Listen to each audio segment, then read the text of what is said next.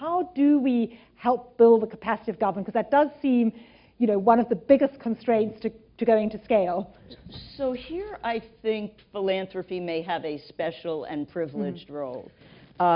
We're not government. We don't have to worry about the next election cycle. We're not business. We don't have to worry about the next quarterly earnings. We're not an NGO. We don't have to worry about where our next funding stream will come from. So it's our obligation and our opportunity to really talk truth to power. And I think many of the philanthropies, and we especially, and we have for many years, actually fund government as well.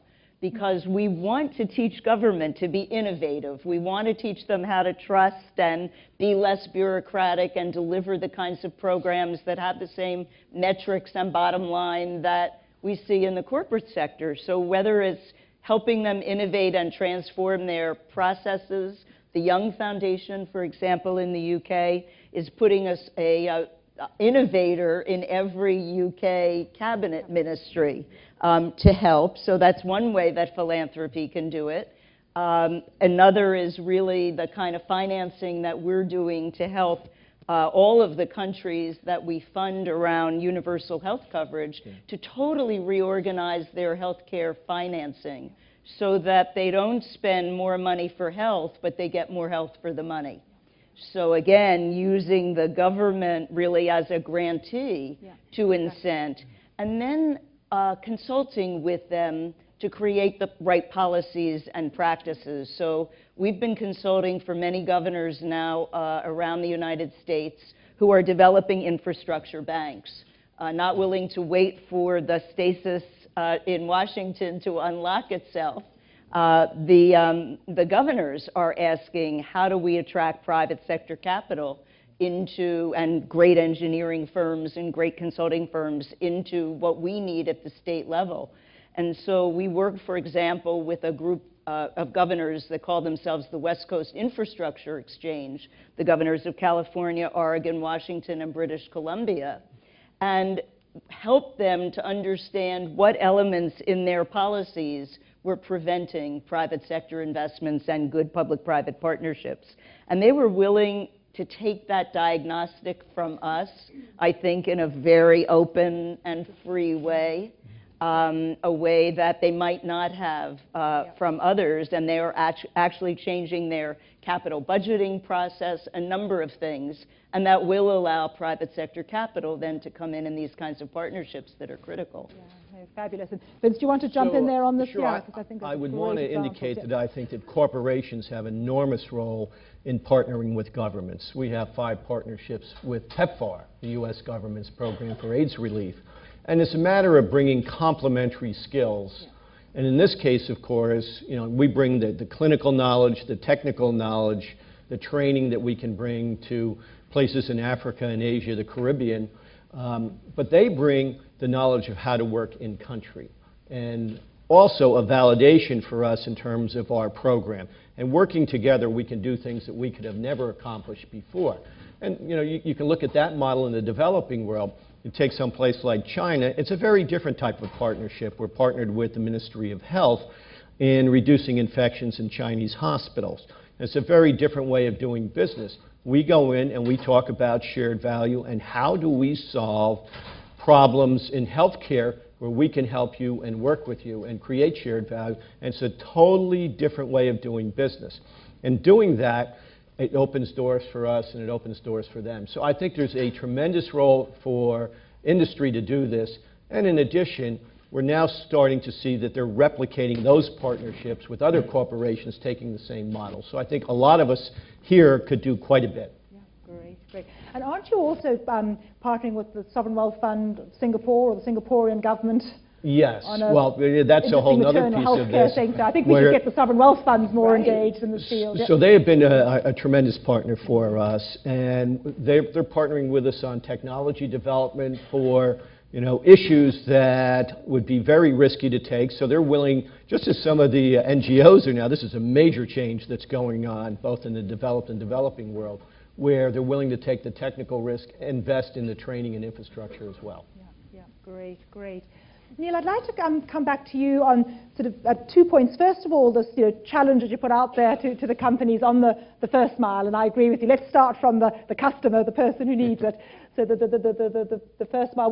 What would an NGO like you or some of your NGO counterparts be wanting from business, if that's not too simplistic a question? I mean, how can we get more energy around this first mile, last mile challenge? Well, I think business recognizes it. So I mean, are great partners in this. It's hard. Yeah. I mean, it's really tough because when you sort of look at markets, and if you segment people from, let's say, from $8 to $12 a day, people who, and this is important to help all people. It's not just wanting to skew everything down. That's how strong societies are emerged. So I wouldn't, I don't want to denigrate shared value, building strong societies anywhere, because it's critical. It's a better way. But $8 to $12, the market kind of works, right? Between 5 and 8, it's tougher.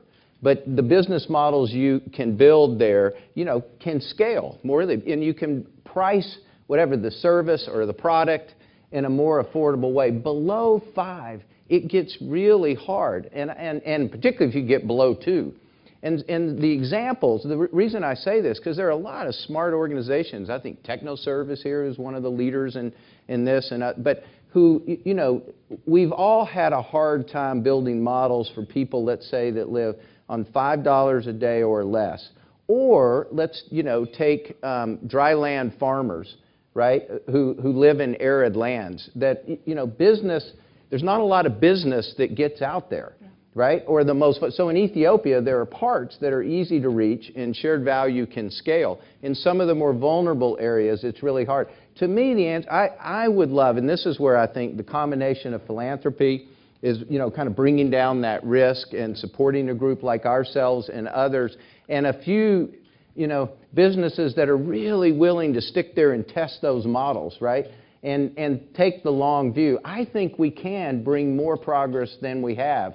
But it is a tough challenge. And the final thing I would say on it is I think we then need to be pretty rigorous about our learning on that. Exactly. So it's not just anecdotal. There's a lot of stories we all tell. But if we're going to then extend that out, but I remain optimistic.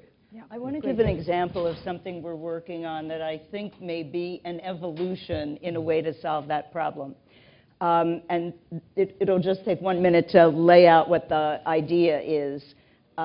You know that the development aid rural electrification programs have largely failed all over the developing world, particularly in the poorest areas, because they don't need 100% of the electricity that's produced. They can't afford it. So once the support goes away from the World Bank or whatever, the electrification program always fails. So we watched, let's take India. We watched the penetration of the cell phone towers through the most rural parts of India. And in India, cell phone tower companies are there. It's not necessarily the Vodafones or whatever, but the companies themselves. And so we took a kind of American-centric idea and we said, well, if we were building a shopping mall, we would be looking for an anchor tenant. So maybe the cell phone tower can be the anchor tenant. In India, they were working on diesel, so it's a horrible environmental impact. And we would negotiate with them and see how much of the usage of the electricity they would be able to guarantee. And it varied somewhere. We now have 100 pilots. It varies somewhere between 50 and 75%.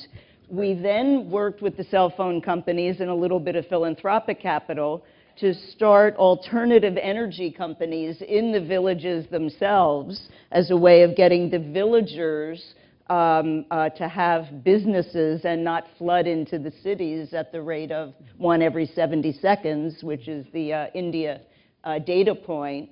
And then the people in the village or the small businesses take up the rest of the electricity. So you create a perfect virtuous cycle in which you're lifting the very bottom, they're getting the usage, whether it's just 2 minutes to plug in their cell phone or refrigeration or water filtration.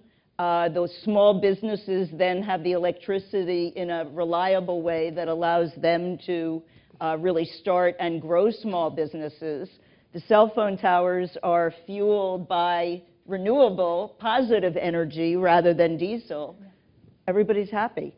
So this is a total shared value kind of proposition that lifts, that builds, and so the guarantees are from the business rather than from the philanthropy. We just seeded the ecosystem. Yeah, great. I think, as I say, a great example, that idea of anchor platforms to, so whether it's cell phone towers or your milk collection points where you're also providing health advice and nutrition advice, or factories where you're doing maternal health care advice and teaching young women about entrepreneurship. I think we need to think much more creatively about those anchor sort of platform models.